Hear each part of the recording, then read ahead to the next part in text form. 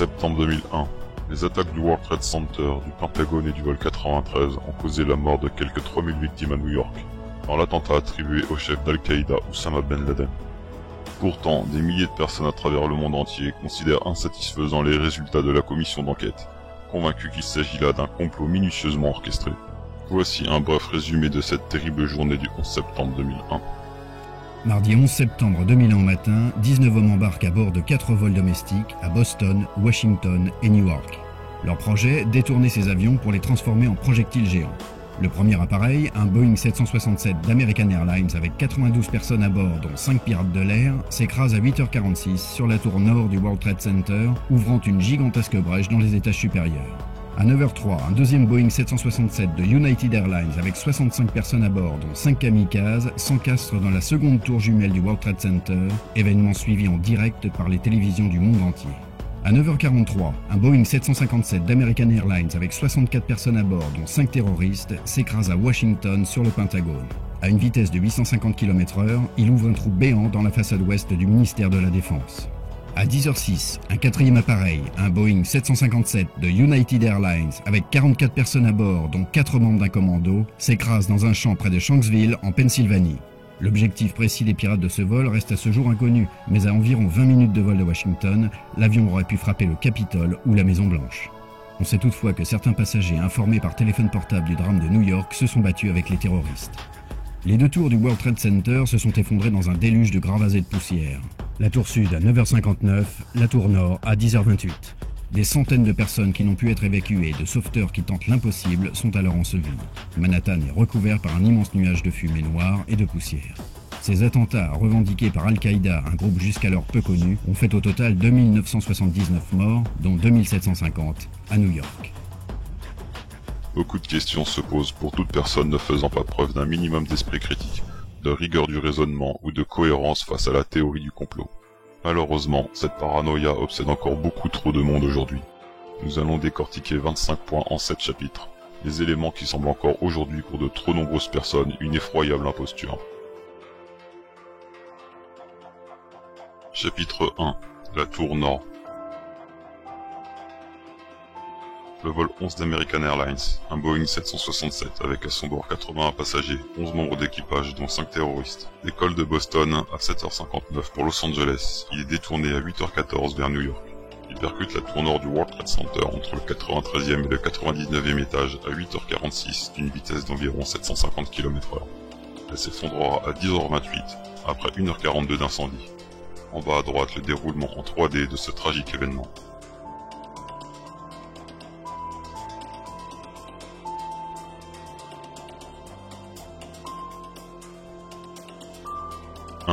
Démolition contrôlée. C'est une démolition contrôlée, prévue à l'avance par le gouvernement. Préparer un gratte-ciel à la démolition contrôlée sur plusieurs étages prendrait un temps inconsidérable sur un building de cette envergure. Il faudrait au minimum un mois avec des kilomètres de câblage reliés les uns aux autres pour une parfaite synchronisation, ce qui est totalement impossible à dissimuler pour les salariés des tours jumelles. 2. Explosion. Nous voyons bien des explosions au moment où elles s'écroulent. Lors d'une démolition contrôlée, les explosions visibles sur un bâtiment se font toujours simultanément sur l'ensemble des points de dynamitage, majoritairement à la base sur les piliers porteurs et non aléatoirement de temps en temps comme observé sur les tours jumelles. Ils sont parfaitement visibles uniquement sous l'impact et non à son niveau lors de vraies démolitions contrôlées. Il existe aussi une technique de démolition appelée le vérinage. Encore une fois indissimulable aux salariés, nécessitant un déshabillage complet des lieux et qui consiste à exercer une forte poussée obliquo-horizontale à l'aide de dizaines de gros vérins hydrauliques sur l'ensemble d'un seul étage, et généralement aux 2/3 de l'immeuble sur les colonnes porteuses. La gravité fait le reste du travail, permettant d'effondrer une tour sous son propre poids, comme nous le constatons sur les tours jumelles, et dont aucune explosion n'est nécessaire. 3. Jet de matière. Les jets de matière éjectés des étages pendant l'écroulement prouvent que ça ne peut être rien d'autre que des explosifs. Il s'agit tout simplement de la pression d'air exercée sur les étages inférieurs. Nous constatons d'ailleurs qu'il n'y en a aucun au moment même de l'effondrement des tours, mais seulement quelques-unes aléatoirement juste après, et ce, dû au poids des étages supérieurs. En comparaison, quand il s'agit d'une vraie démolition contrôlée sur d'autres buildings, nous observons instantanément des jets uniquement dès l'explosion. aucune trace d'explosif n'a été détectée dans les décombres. La matière sort par les fenêtres, propulsée vers l'extérieur, débris de verre, débris métalliques, poussière et autres objets à proximité du souffle. Ce phénomène est scientifiquement bien expliqué dans les revues spécialisées et n'a strictement rien de mystérieux. Enfin, aucune trace d'explosif n'a été détectée dans les décombres.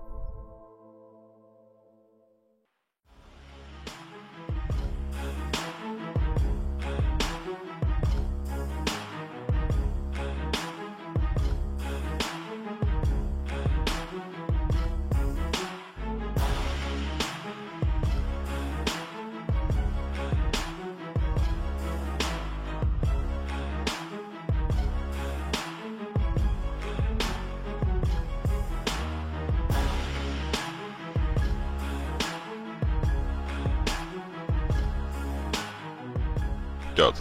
Témoignages et bruits d'explosifs.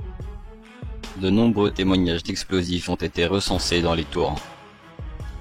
En général, quand il y a un feu d'une telle ampleur et de tels dégâts, il serait plutôt curieux de ne rien entendre. Il y a toujours des gaz combustibles qui s'accumulent, des matériaux inflammables, ou de gros objets provoquant de petits effondrements internes, mais aussi la chute de nombreux ascenseurs présents dans les tours, sur des centaines de mètres en hauteur. Il ne faut pas non plus oublier que les deux avions percutant les tours à 800 km/h contenaient chacun plus d'une dizaine de tonnes de kérosène. 5. Comparaison avec l'Empire State Building. L'Empire State Building a lui aussi été percuté par un avion, et il est toujours debout. C'est vrai, à la différence qu'il s'agissait d'un B-25, un petit avion volant à faible allure partant de brouillard et ne comportant pas plus de 5000 litres de kérosène. En comparaison, un avion de ligne peut quant à lui contenir environ 90 000 litres de kérosène, d'autant que ce bâtiment-là est fait majoritairement de béton et non de grandes poutres d'acier. 6. Chute libre. Les deux bâtiments tombent à une vitesse équivalente à la chute libre, de la même façon qu'une démolition contrôlée. Non, justement, il est aisément distinguable sur diverses vidéos que les débris tombent bien plus rapidement que l'édifice au moment de sa chute. Un objet lâché volontairement du haut d'une des deux tours à une hauteur de 415 mètres prendrait approximativement 9 secondes.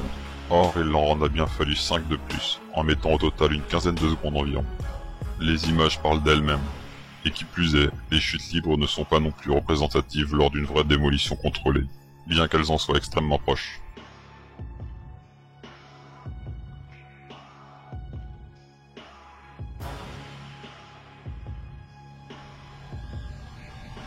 Comment pouvons-nous expliquer lors d'une démolition contrôlée qu'aucun débris n'affecte les autres structures voisines, tandis que dans le cas des tours jumelles, il a été retrouvé divers morceaux de façade encastrés dans les buildings d'en face?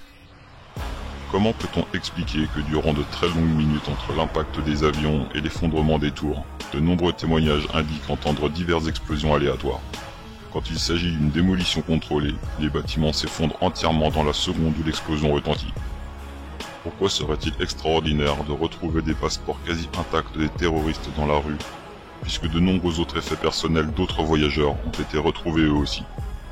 D'autant qu'il est inutile de les avoir en possession, car tous les passagers sont enregistrés au décollage, terroristes inclus.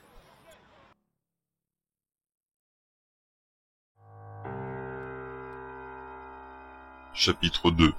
La tour sud. Le vol 175 de United Airlines, un Boeing 767 avec à son bord 56 passagers, 9 membres d'équipage dont 5 terroristes, décolle de Boston à 8h14 pour Los Angeles. Il est détourné à 8h45 vers New York. Il percute la tour sud du World Trade Center entre le 77e et le 85e étage à 9h03 d'une vitesse d'environ 850 km/h. Elle s'effondrera à 9h59 après 55 minutes d'incendie. En bas à droite, le déroulement en 3D de ce tragique événement. «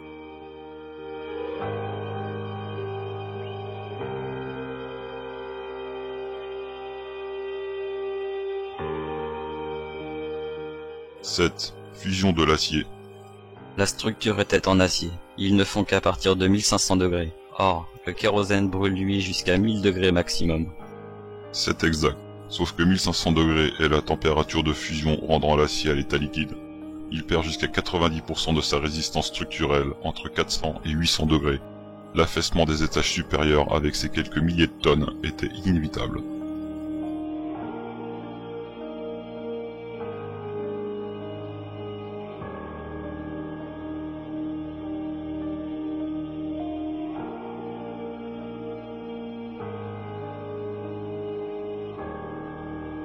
8. Chute parfaitement verticale. Les 2 gratte-ciel tombent parfaitement droit, exactement comme une démolition contrôlée.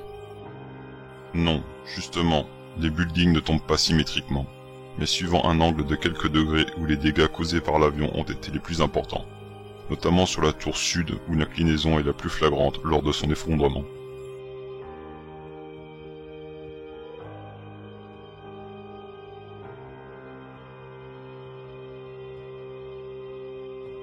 « 9. Hologrammes d'avions. Ce ne sont pas des avions, mais bien des hologrammes pour simuler l'explosion de leurs bombes. Si tel avait été le cas, le rendu visuel aurait été juste bluffant. Nous n'aurions jamais retrouvé aucun débris sur les toits et dans les rues. Soyons réalistes et sérieux, aucune technologie ne nous permet d'afficher un hologramme aussi gros en plein jour et par un soleil radieux encore aujourd'hui. Seule la mauvaise foi ou le manque de discernement peut amener à confondre la perspective d'un bâtiment plus petit sur le premier plan. Quant à la théorie du montage sur ordinateur, que dire des milliers de témoins sur place, des divers vidéos amateurs, et des millions de téléspectateurs suivant les faits diffusés sur toutes les chaînes d'infos en live. Ça représenterait un travail incommensurable en différé et impossible en direct.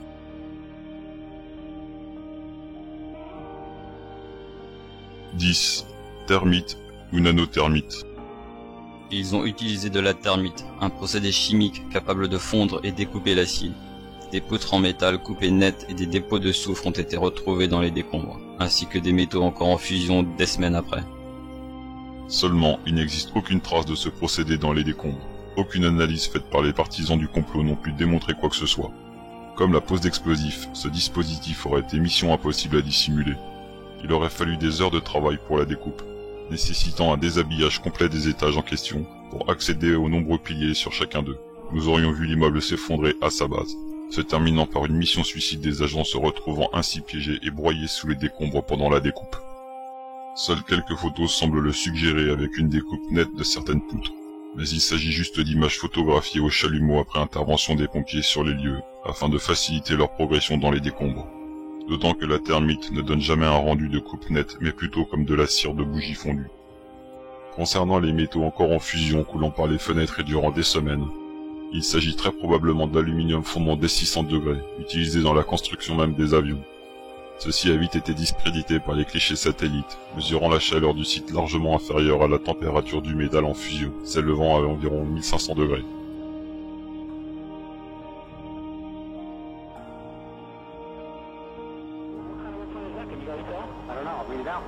Pourquoi ne pas se contenter de la destruction d'une tour plutôt que d'en raser 5 d'un coup? Une seule aurait suffi pour faire passer le message, et ça aurait été bien plus simple à dissimuler. Comment est-il possible que seuls les pseudo-chercheurs de vérité sont les seuls à détenir les dossiers et informations secrètes aussi accablantes sur ces attentats, alors qu'aucun autre vrai média sérieux n'en dispose? Pourquoi les vidéos de propagande oublient-ils systématiquement de parler d'autres grandes structures faites d'acier s'effondrant sous les flammes, sans que des avions ne les aient percutées?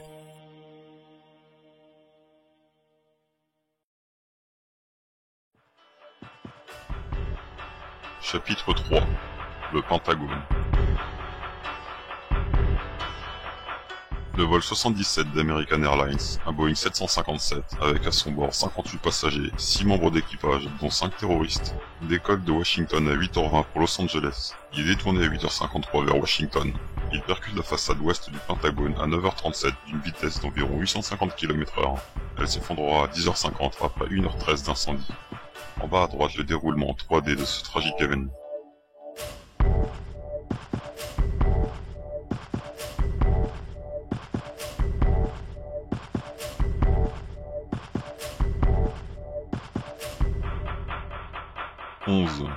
Dimension de la brèche. Un avion de 38 mètres de large ne peut pas faire une aussi petite brèche sur la façade. Ça ne peut être qu'un missile ou un petit jet. Les images que l'on peut voir des vidéos conspirationnistes sur ce sujet ne sont pas contractuelles. Elles sont évidemment choisies lorsque les pompiers interviennent en masquant la perforation due à l'appareil avec leur jet d'eau ou leur véhicule d'intervention dans le but de laisser de gros doutes aux plus sceptiques. Il faut aussi prendre en compte qu'un missile engendrerait des dégâts bien supérieurs à ceux-ci sur la façade, alors qu'un jet privé ou un chasseur militaire n'aurait pas été jusqu'à perforer le 3e bloc du complexe. 12. Étendue des dégâts. Le Pentagone n'a pas subi de dégâts aussi impressionnants et profonds comme observés dans les bureaux des 2 tours. Oui, Sauf que le Pentagone est le quartier général du ministère de la Défense, et qu'il est prévu pour un minimum de résistance comme des attentats à la voiture piégée, malgré qu'il ait été traversé de 3 blocs administratifs en béton, contrairement aux tours jumelles qui n'est autre que de la tôle et de très grandes baies vitrées traversées de part en part. Il est possible de comparer ce crash avec celui d'un Hercule C-130, un avion de transport militaire iranien tout aussi gros et massif qu'un Boeing 757, et s'est écrasé sur la façade d'un immeuble à Téhéran en 2005. Les dégâts sont sensiblement les mêmes que le Pentagone ainsi que la désintégration totale de l'appareil. 13. Empreinte des ailes. Nous ne voyons pas l'empreinte des ailes sur la façade du Pentagone. L'empreinte laissée sur la façade du Pentagone est parfaitement équivalente à celle des tours jumelles. Elles ont laissé une trace très significative malgré qu'elles aient été pulvérisées sur la façade. Comme cité précédemment, le Pentagone est lui constitué de béton et non de baies vitrées de 2 mètres de haut.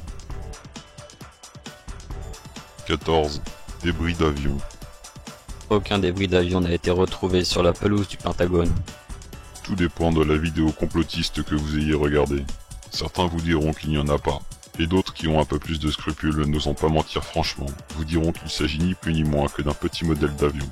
Or, il y avait véritablement des débris sur la pelouse du Pentagone, et correspondant bien à ceux du Boeing 757 d'American Airlines.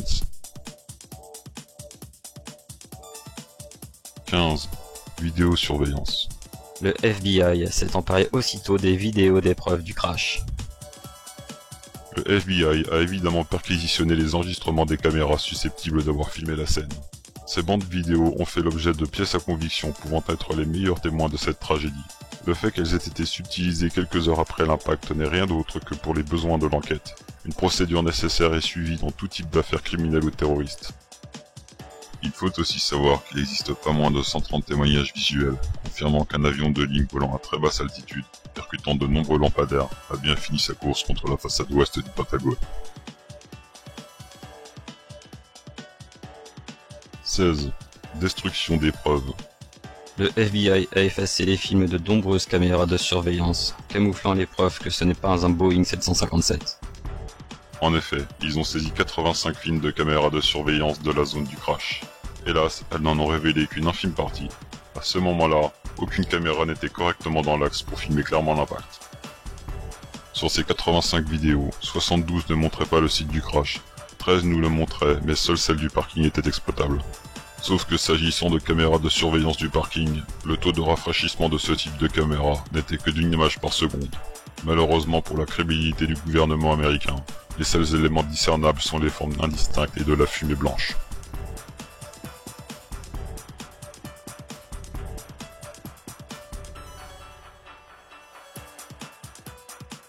Que dire des nombreux témoignages à New York qui disent avoir vu un petit avion de tourisme s'encastrer dans les tours alors que les vidéos les démentent. Ces faits rendent des témoignages sur le Pentagone complètement invalides si les témoins ne sont pas capables de discerner un jet d'un Boeing 757. Si tout a été organisé, pourquoi ne pas avoir prévu de placer leurs caméras de surveillance et de meilleure qualité dans l'axe des lieux du crash pour prouver qu'il s'agit bien d'un avion de ligne et d'un attentat dont ils ne sont pas responsables? Pensez-vous qu'un missile ou un petit jet pourrait avoir une envergure suffisante pour coucher 6 lampadaires d'une autoroute perpendiculairement à leur trajectoire avant de s'encastrer dans le Pentagone? Pourquoi le FBI laisserait-il les caméras du parking filmer leur gigantesque machination pour se précipiter ensuite sur les preuves pouvant les accabler, alors qu'il leur suffisait de désactiver l'ensemble des caméras du Pentagone? Si c'est pour détruire une quelconque preuve, pourquoi envoyer un missile sur l'un des complexes les plus sensibles du pays, alors que tout ce qui s'y trouve est déjà parfaitement sécurisé et n'a pas la moindre chance de fuiter?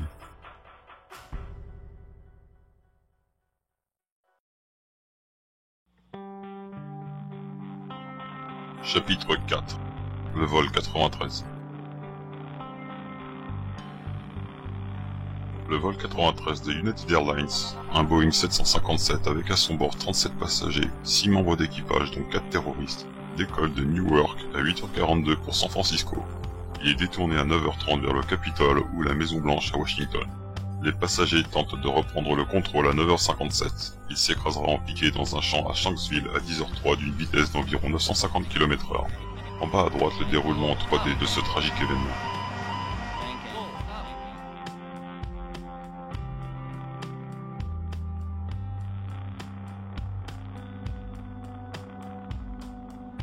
17. Débris d'avion. Les témoins disent n'avoir vu aucun débris, ni feu, ni fumée après le crash. Les témoins non experts s'attendaient sans doute à voir des débris reconnaissables comme lors d'un crash traditionnel d'avion. Ce vol s'est écrasé dans un champ et s'est désintégré quasi intégralement à l'impact au sol à pleine vitesse sur un angle de 40 degrés. Ce schéma a été observé sur le crash de l'Airbus A320 de la compagnie Germanwings le 24 mars 2015 dans les Alpes du Sud à 700 km/h sur un flanc de montagne. Il ne restera qu'un morceau du fuselage, la dérive et une roue du train d'atterrissage. 18. Avion vide. L'avion était vide, le cratère était trop petit et aucun corps n'a été retrouvé sur le site du crash. Généralement, les crashs aériens sont moins violents, car à défaut de pouvoir éviter l'accident, les pilotes tentent de sauver leur vie et celle de leurs passagers pour une approche horizontale vers le sol à une vitesse aussi réduite que possible et un largage préventif du carburant. Contrairement aux kamikazes qui eux ont percuté le sol à la verticale en piqué avec le plein de kérosène et à environ 800 km/h. Il est donc évident de ne trouver aucun corps calciné aux alentours du site.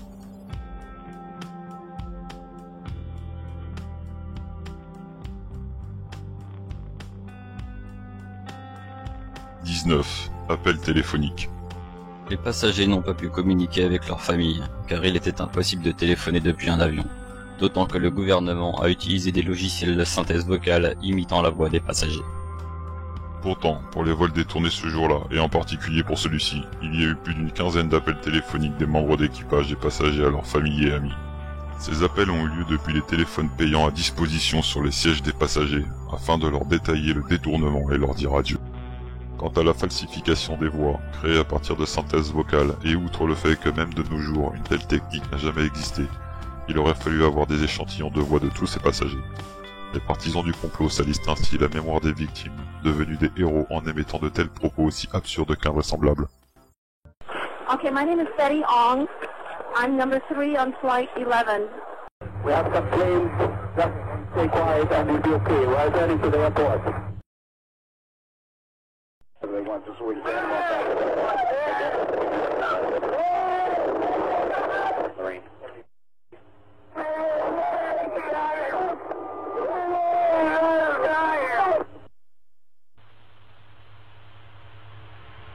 United 93, Cleveland. United 93, Cleveland. Voici l'un des messages d'adieu poignants d'un membre d'équipage. Tuesday, 9:47 a.m. Hi, baby. Baby, you have to listen to me carefully. I'm on a plane that's been hijacked. I'm on the plane. I'm calling from the plane. I want to tell you I love you. Please tell my children that I love them very much. And I'm so sorry, babe. I don't know what to say. There's 3 guys. They've hijacked the plane. I'm trying to be calm. We're turned around, and I've heard that there's planes that's been flown into the World Trade Center. I hope to be able to see your face again, baby. I love you. Bye.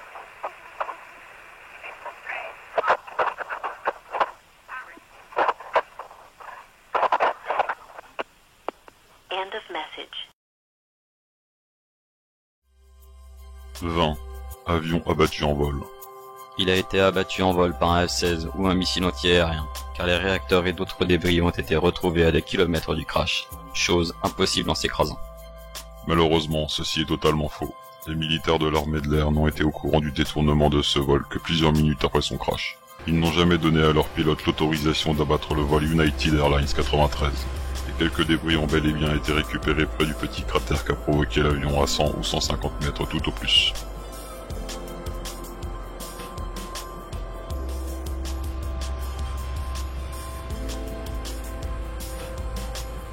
Pensez-vous qu'un pilote professionnel, ayant des milliers d'heures de vol, aurait pu rater la Maison Blanche ou le Capitole pour se cracher dans un champ, si ça n'était pas l'œuvre de terroristes assaillis par les passagers?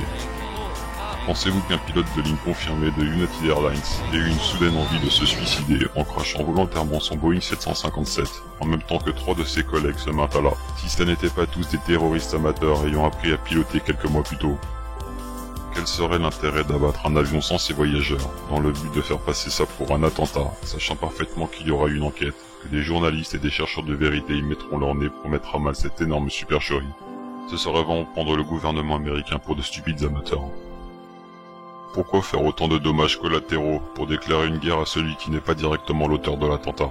La Première Guerre mondiale a, elle, été déclarée que pour l'assassinat d'un seul homme, et non pour 3000.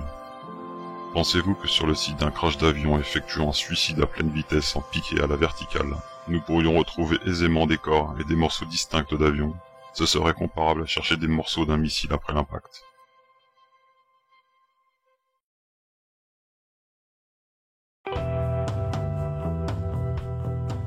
Chapitre 5. La tour numéro 7.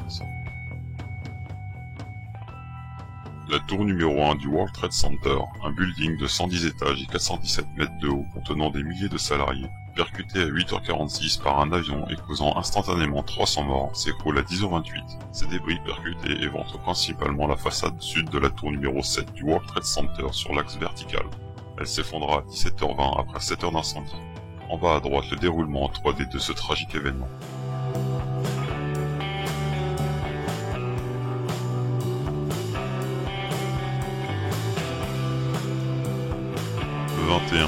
Incendie. Le building ne s'est pas effondré en prise aux flammes, puisqu'aucun avion rempli de kérosène ne l'a percuté.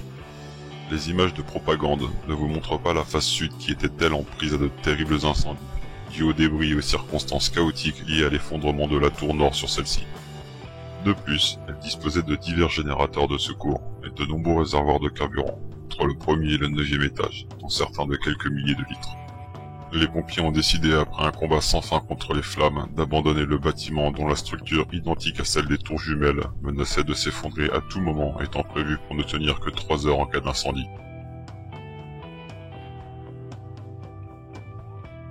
« 22. Démolition contrôlée bis. Elle s'est effondrée comme les tours jumelles par démolition contrôlée.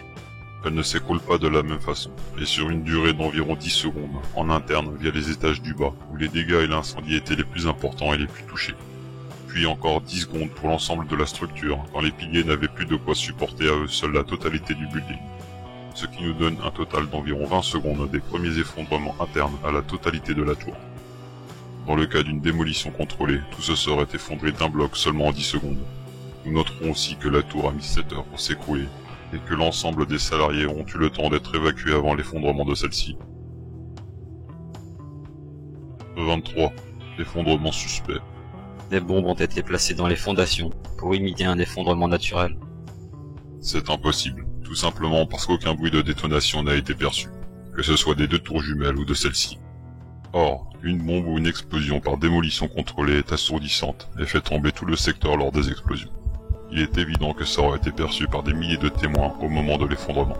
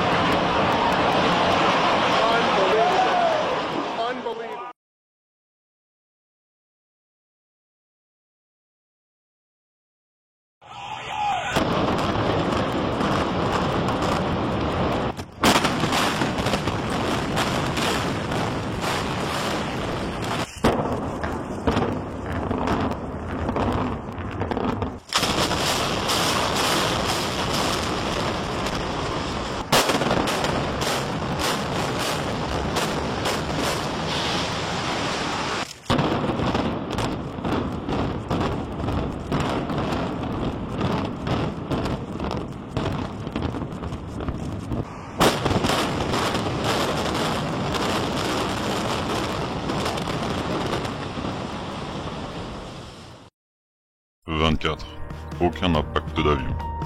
La tour numéro 7 n'avait aucune raison de s'écrouler, n'ayant subi aucun impact d'avion. Non, tout simplement parce qu'encore une fois, les films conspirationnistes ne montrent que des images du côté nord du building. Donc, la face n'ayant reçu aucun impact des tours jumelles qui lui ont provoqué d'énormes dégâts sur la face sud, qui étant en prise aux incendies, était camouflée par d'épaisses fumées noires.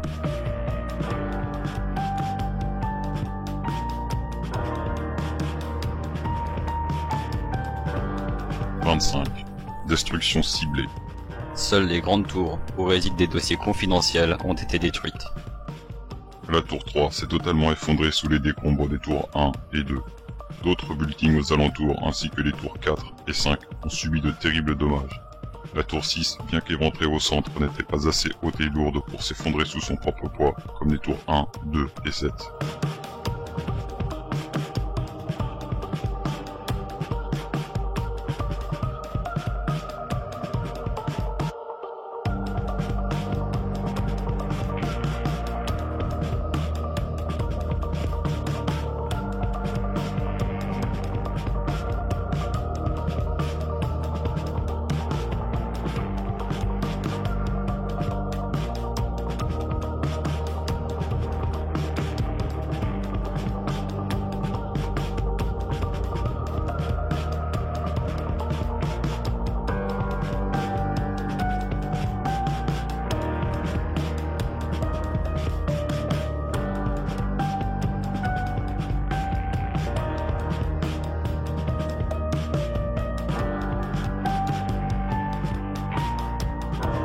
Si le déclenchement était lié à une démolition contrôlée, pourquoi attendre 1 heure pour détruire les tours numéro 1 et 2, puis 7 heures pour la numéro 7, au lieu de faire sauter les buildings au moment des impacts des avions, puis la numéro 7 au moment des dégâts subis par la tour numéro 1? Pourquoi évacuer tous les salariés avant l'effondrement de la tour 7? Le gouvernement aurait-il eu des remords de tuer autant d'innocents dans les tours jumelles pour laisser 7 heures à ses occupants d'en sortir vivants? Quand on est capable d'en sacrifier 3000, on n'en est plus à 1000 près. Pourquoi le gouvernement américain tuerait-il autant de ses citoyens et organiserait une mise en scène aussi gigantesque pour faire disparaître de pseudo-preuves et dossiers secrets compromettants, alors qu'une simple déchiqueteuse à papier aura fait amplement l'affaire? Saviez-vous que seul le constat d'une toute petite poignée d'architectes soigneusement triés dans leurs vidéos invalide la thèse officielle parmi des milliers d'autres la validant sans le moindre doute? Pourquoi, à la différence des faits officiels, tous les divers rapports d'enquête et conclusions publiés en vidéo par la propagande complotiste ne disposent jamais de liens ou de sources étayant les preuves qu'ils affirment?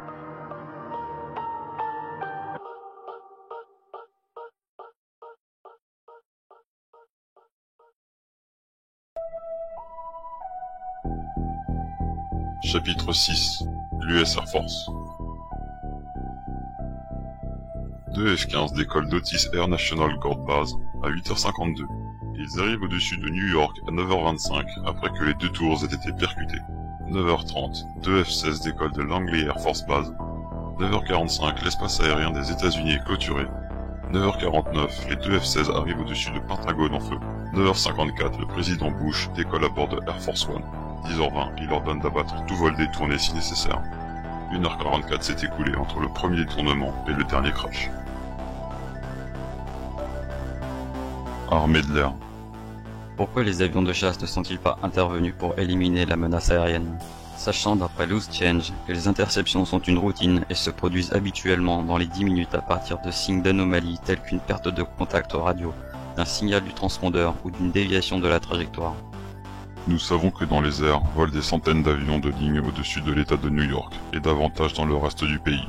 Or, l'information de divers détournements se sont faits simultanément dans le pays sans réelle confirmation. Les militaires n'ont fait qu'attendre des ordres qui ne sont finalement arrivés que bien trop tard. Et quand bien même elles auraient été faites dans les temps avec un ordre ferme de les abattre, ils n'auraient jamais pu atteindre leur cible dans les temps. La seule interception à l'intérieur des frontières US par le passé pouvant servir d'indicateur a nécessité 76 minutes.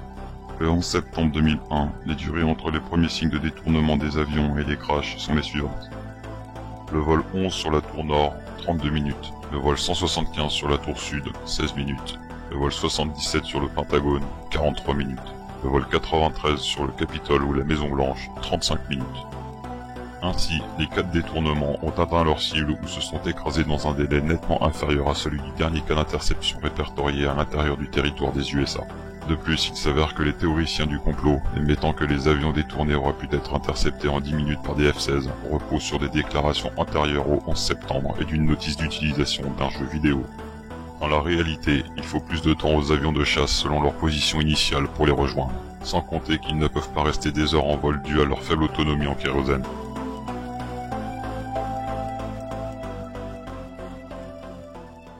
Chapitre 7. La théorie du complot, mémorial et hommage.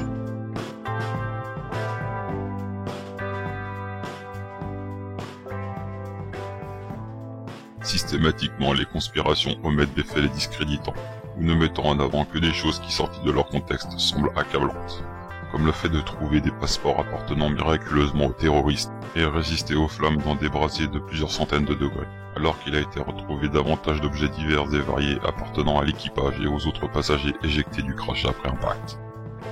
N'oublions pas non plus que ces 4 attaques étaient les lieux d'une scène de crime. Il est donc évident que le FBI boucle totalement ces zones sensibles aux journalistes et au public, non pas pour camoufler les preuves, mais pour les besoins d'une enquête minutieuse qui s'avérera être la plus grande de l'histoire des États-Unis. Concernant toutes les accusations par les conspirationnistes qui mentionnent que le cours de la bourse avait changé juste avant, que le propriétaire des tours venait juste de souscrire une assurance antiterroriste, qu'il y a eu divers virements d'argent juste avant, qu'il s'y trouvait des lingots d'or cachés dans les fondations des tours jumelles, que les Américains savaient précisément ce qui allait se passer, que les pseudo-témoins de la CIA avaient des preuves, que le FBI avait des choses à cacher, que les présumés terroristes étaient toujours vivants, que les témoignages accablants sont authentiques, que des pilotes professionnels de l'aviation remettent en cause les faits, que des milliers de juifs n'étaient pas venus travailler dans les tours ce jour-là, sont bien évidemment gratuites, totalement fausses et sans le moindre fondement afin de sensibiliser davantage les sceptiques. Il faut prendre aussi en compte que le gouvernement américain était tout simplement dépassé par une attaque d'une envergure que nul n'aurait imaginée, et qu'aucun pays n'aurait pu éviter un tel attentat en simultané. Il nous reste heureusement les vidéos et les lois de la physique qui ne mentent jamais. Toute cette propagande complotiste totalement discréditée par tous ces faits finit malgré tout à convaincre ceux qui n'aiment pas les États-Unis, ne prennent pas la peine de vérifier, juger, faire preuve de logique, de bon sens ou d'esprit critique. Même si nous savons que les gouvernements peuvent parfois cacher de nombreuses choses sombres, que les complots ont bien eu lieu, que les Américains ne sont pas forcément toujours blancs dans certains conflits, il n'est pas légitime de les tenir directement responsables d'une machination d'une telle envergure, et avec autant de pseudo-indices les accablant. Il en va de soi que ça aurait été orchestré de manière bien plus réfléchie et coordonnée si ça avait été dirigé en interne par les USA. La propagande complotiste leur permet d'encaisser beaucoup d'argent. Cet attentat et tous ces faits difficilement discernables est une aubaine pour manipuler et affecter des milliers de gens avec leurs théories fumeuses. Une personne sur 3 tombe dans leur supercherie, et beaucoup d'autres les soutiennent financièrement étant scandalisés par ce qu'on leur fait croire. On dit que le malheur des uns fait le bonheur des autres, c'est bien le cas ici. Ils en profiteront autant que vous croirez qu'il faut trouver la vérité que l'Amérique vous cache. Alors ça, oui, c'est bien un scandale honteux envers les victimes et leurs familles. Tout ceci est tout bonnement ridicule, c'est méconnaître profondément la manière dont l'Amérique fonctionne. Il y aura toujours aux États-Unis des fuites et des contre-pouvoirs. Toutes ces personnes qui montent des complots veulent uniquement se rendre intéressantes en utilisant la crédulité des gens. Un grand nombre de spécialistes défendent d'ailleurs la thèse inverse, et affirment que c'était tout simplement un attentat bien pensé. Mais à l'inverse, cela ne fait pas recette. L'impact et les conséquences économiques et sociales ont été importantes. De nombreuses maladies se sont déclenchées chez les témoins proches du site. Enfin, les attentats du 11 septembre 2001 sont devenus une date historique incontournable.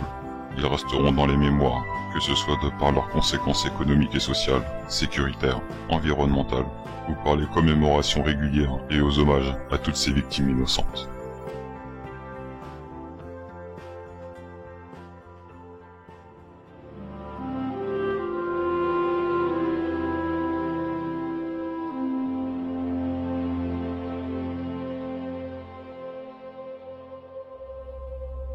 Today, our fellow citizens, our way of life, our very freedom came under attack in a series of deliberate and deadly terrorist acts. The victims were in airplanes or in their offices.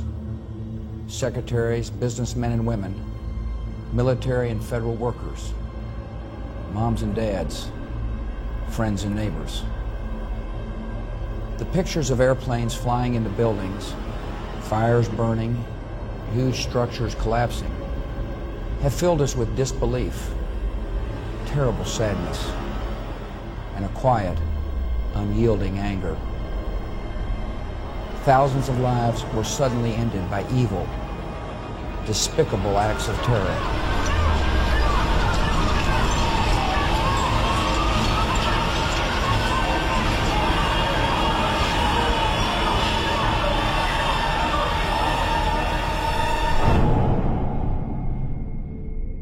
America was targeted for attack because we're the brightest beacon for freedom and opportunity in the world, and no one will keep that light from shining.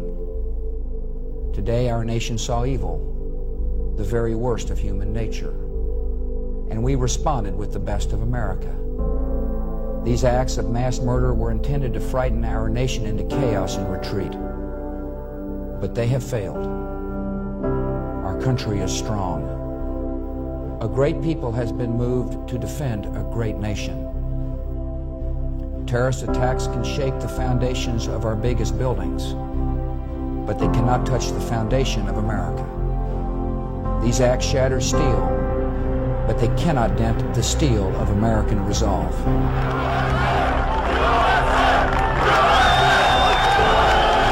I can hear you, the rest of the world hears you, and the people who knock these buildings down will hear all of us soon.